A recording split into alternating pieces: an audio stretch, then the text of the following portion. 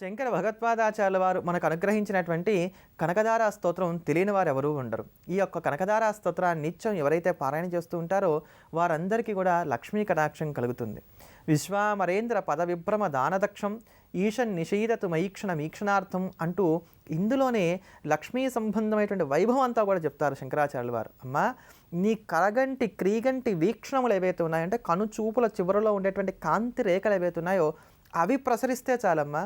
అవి ప్రసరించినంత మాత్రం చేతనే ఇంద్రుడు స్వర్గాన్ని పొందాడు, బ్రహ్మ సృష్టి చేయగలుగుతున్నాడు, నారాయణుడు సాక్షాత్తు వైకుంఠ పదవిని పొంది ఉన్నాడు, ఈ రుద్రుడు సాక్షాత్తు కైలాసాన్ని ఏలుతున్నాడు. కనుకమ్మా, నీ క్రీగంటి నుంచి జాలువారేటువంటి కాంతి కిరణములు ఏవైతున్నాయో ఆ వాటిని మా యందు ప్రసరించినట్లయితే చాలు తల్లి, మా జన్మంతా కూడా చరితార్థమైపోతుంది. నీ క్రీగంటి వీక్షణములు తన యందు ప్రసరించినంత మాత్రం చేతనే హరి పులకించిపోతున్నాడో ఆ క్రీగంటి వీక్షణాలు నా మీద ప్రసరింపజేశావంటే అమ్మా, నేను ధన్యతను చెందినవాడనవుతాను, నాకు దరిద్రబాధలు కలగకుండా ఉంటాయి.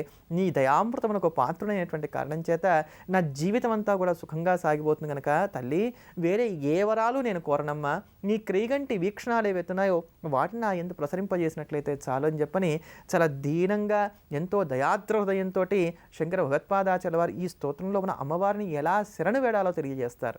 అటువంటి ప్రపత్తిని మనం ఈ యొక్క స్తోత్రం ద్వారా కనుక చేస్తూ వచ్చినట్లయితే లక్ష్మీ కటాక్షాన్ని ఇట్టే మనం పొందగలుగుతాం. అటువంటి విశ్వామరేంద్ర అని చెప్పబడినటువంటి ఈ శ్లోకాన్ని ఒక్కదాన్ని కూడా నిత్యం 108 సార్లు జపం చేస్తూ వచ్చినా కూడా మనకు ఉండేటువంటి పదవులు ఏవైతే ఉన్నాయో వాటిని మనం సంరక్షించుకోగలుగుతాం. అందుకని పదవిని సంరక్షించుకోవడానికి కనకధారా స్తోత్రంలో ఉండేటువంటి ఈ విశ్వామరేంద్ర అనేటువంటి శ్లోకం చాలా భవ్యంగా మనకు ఉపయోగపడుతుంది. అంతటి అద్భుతమైనటువంటి ఈ స్తోత్రాన్ని మనం ఈ శుక్రవార శుభవేళ శ్రవణం చేద్దాం, లక్ష్మీ కటాక్షాన్ని పొందుదాం.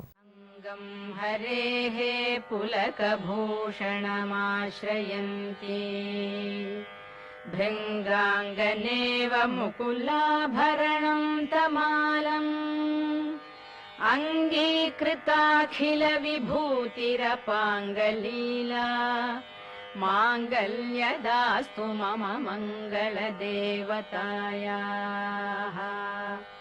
मुग्धा मुहुर्विदधति वदने मुरारेः प्रेमत्रपा प्रणिहितानि गतागतानि मालादृशोर्मधुकरीव महोत्पलेया सा मे श्रियं दिशतु सागरसम्भवाया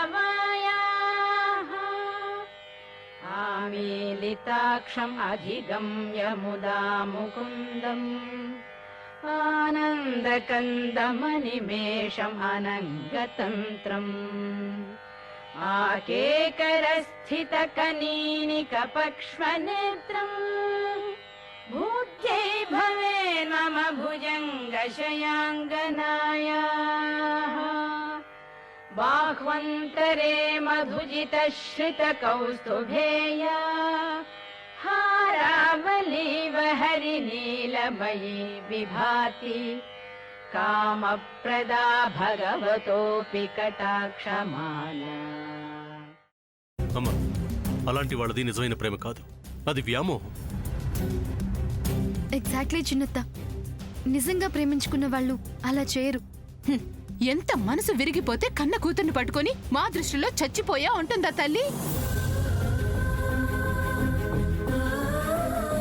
అది సరే అమ్మా, తన కూతురుతో తన మాట అనేటప్పుడు ఆమె మాటల్లో వ్యథ, కళ్ళల్లో బాధ గమనించావమ్మా? పెద్దబాబుకు బర్త్డే విషెస్ చెప్పు కూడా వెళ్ళాం కదా. ఊరికే ఎలా కాలిపోతుంది? మంట పెడితేనో పడితేనో తగలబడుతుంది.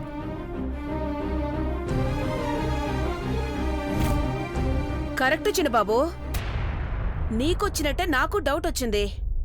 పార్వతే షర్టును తగలబెట్టిందనుకుంటా.